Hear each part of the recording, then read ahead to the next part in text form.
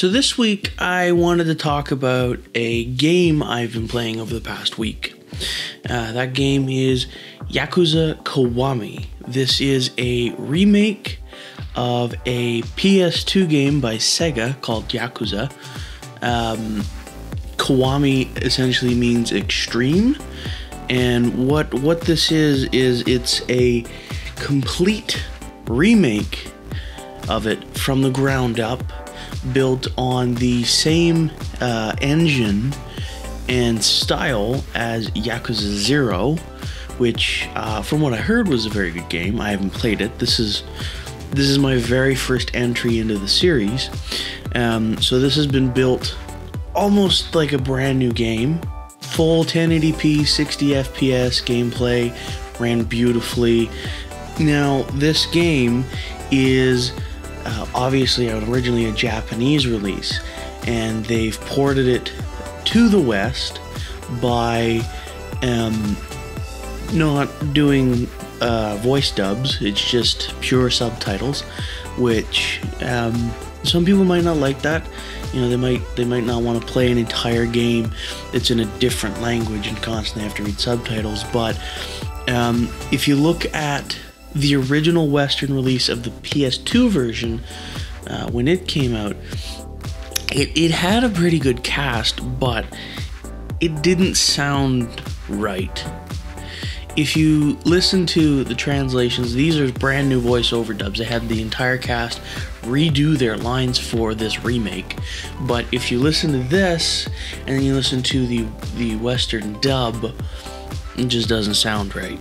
So it's got these multiple fighting styles, and it changes the gameplay. I never played the original, but it's definitely an interesting way to experience this game by, being able to, on the fly, in the middle of a fight, go from one fighting style to the other so that you can try and defeat this enemy in a completely different fashion. It makes the fighting constantly fresh and never really bores you. It's always a different and interesting fight, which you do a lot of. If there's one thing Sega has been good at besides Sonic, it's fighting, and this is a fighter at its core, and that stands out in the fact that literally everyone wants to fight you. I could be walking down the street and someone just says, "I don't like the way you look, so I'm gonna beat the crap out of you." Okay. Oh, you're gonna regret doing that, which 95% of the time they do. But the fighting is definitely the core thing about the gameplay, and you've been in prison for so long that you can't remember all of your fighting abilities. So to train you again on your main fighting ability, the Dragon of Dojima style, you have Goro Majima, one of your main antagonists, decide that, you're not about fighting. You want to resolve conflicts, not necessarily always by brawling. So he wants to find a way to fight you. So he decides to spy on you constantly. He's always watching. And you can find him in the most random of places, and you'll have to fight him. And every time you do, you rank up in this new Majima Everywhere system, where you re-earn that fighting ability by fighting Majima-san. And I think that, again, that helps keep the gameplay fresh. But it's called Majima Everywhere for a reason. I could be walking down the street and he just appears out of nowhere. I could be walking down the street and he comes out of a manhole. He could be hiding in a traffic cone in a car. He could just be walking down the street and I bump into him. He's everywhere, and you always have to be ready, because if you aren't, you're gonna get your ass handed to. I only have ever lost one fight with him, and it was the very first fight that you do when you first get out of prison. So it's difficult, but it's fresh and it's exciting.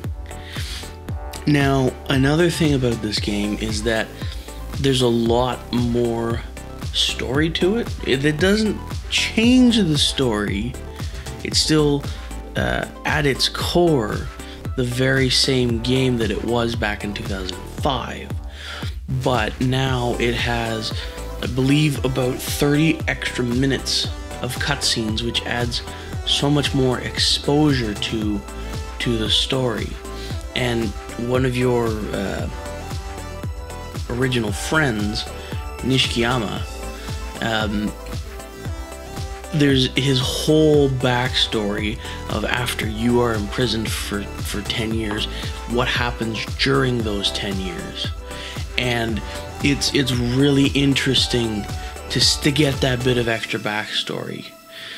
And it shows that when Sega came to create this game, it wasn't just to be, an upscaled version. It wasn't meant to be a PS2 classic for PS4. It was meant to be breathing new life into a very classic game and building it on the engine that it is built on, and giving it the development team that it got. It really shows that a lot of love and care went into this, and it wasn't just a quick and dirty remaster. It was literally, we're gonna remake the game, because they essentially redid everything. The only thing that stayed was original mocap, which somehow still holds up to this day. It's a very exciting game. It's full of thousands of things to do. All these mini games of bowling, batting cages, Mesu King, which is like a card game, and then you've got karaoke, of course, because karaoke is so big out in the Asian places. It is probably the most fun I've had with a game in a long time. It has a great story, it has great combat, it's got all these great sub-stories to do. It's all around a well-rounded game with plenty to do. For me to complete the main story and at least 20 of the sub-stories, I got about 24 hours of playtime out of it. And I finished the story, but I didn't finish all of the sub-stories. I think there's about 70 of them. And like I said, I've completed about 20 of those, so trying to finish all of those could very well be an entire another 24 hours because of the sheer collecting and activities you have to do in order to complete those stories. So, for a game that is now 12 years old, there is plenty to do.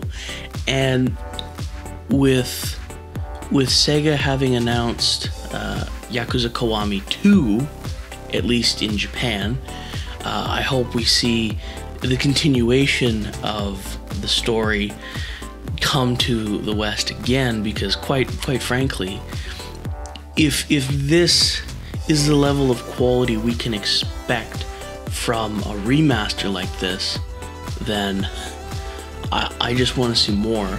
And it's definitely enticed me to pick up Yakuza 0, and Yakuza 6 is on its way in March, so I'll definitely be picking that up as well.